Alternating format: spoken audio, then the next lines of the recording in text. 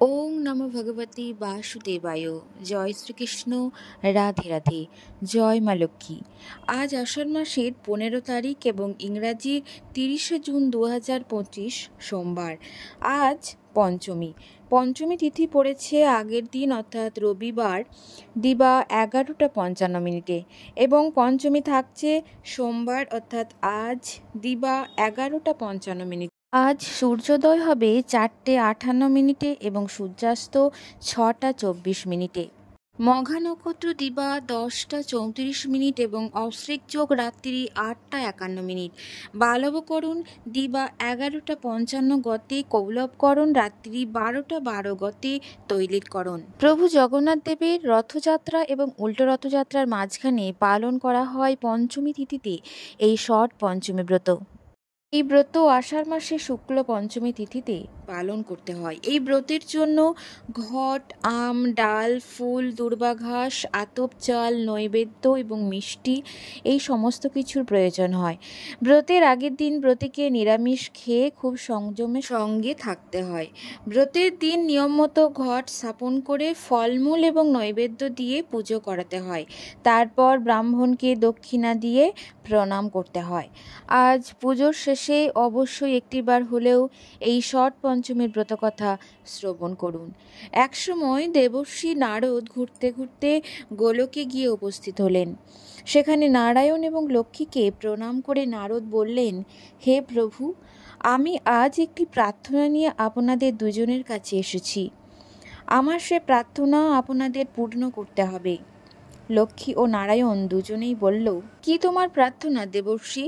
দেবর্ষি নারদ বললেন, প্রভু, আজ অবন্তীরাজ একেবারে লক্ষ্মীভ্রষ্ট হয়ে পড়েছে। চারিদিকে হাহাকার ভরে উঠেছে তার রাজ্য।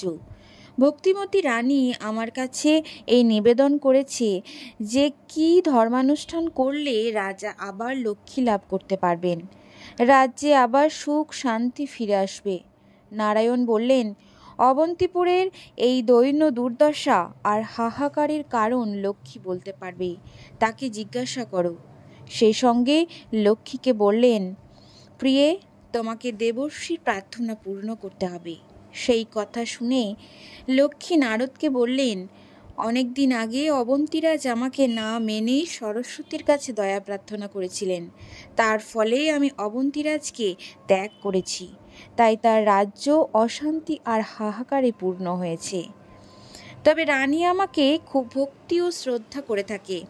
আমি রানীর প্রার্থনা নিশ্চয় পূর্ণ করব। যাও তুমি দেবর্ষি, তাকে ষট পঞ্চমী ব্রত পালন করতে বলো, তাহলে আমি অবন্তী এবং রাজগৃহে আবার অচলা হয়ে থাকব। এরপর দেবর্ষি লক্ষ্মী নারায়ণকে প্রণাম করে অবন্তীপুরে চলে গেলেন। রাজা দেবর্ষির কাছে সব শুনে খুব ভক্তি করে এই ষট পঞ্চমীর ব্রত পালন করলেন।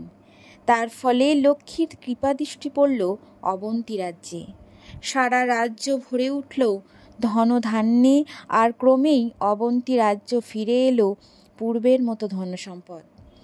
অবন্তী রাজার নাম এবং যশ আবার ছড়িয়ে পড়ল চারিদিকে। সেই থেকে প্রচার হতে লাগলো আষাঢ় মাসের শুক্লপক্ষের পঞ্চমী তিথিতে এই ষট পঞ্চমীর ব্রত মাহাত্ম্য কথা। আজ যে ভক্তগণ এই পঞ্চমীর ব্রত রাখবেন, অবশ্যই উপবাস থেকে পুজো সমাপ্ত করে এই ব্রত কথা শ্রবণ করবেন। মা লক্ষ্মীর আশীর্বাদে সেই গৃহে ধনধান্যে পূর্ণ হবে।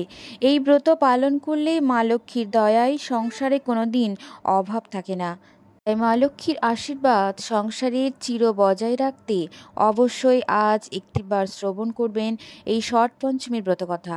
পারলে অবশ্যই পাঠ করবেন। আজকের পর্বটি এই পর্যন্ত ছিল। সকলে ভালো থাকুন, সুস্থ থাকুন। আবারও দেখা হচ্ছে আপনাদের সাথে নতুন কোনো পর্ব নিয়ে। ধন্যবাদ সকলকেই ভিডিওটিতে জুড়ে থাকার জন্য।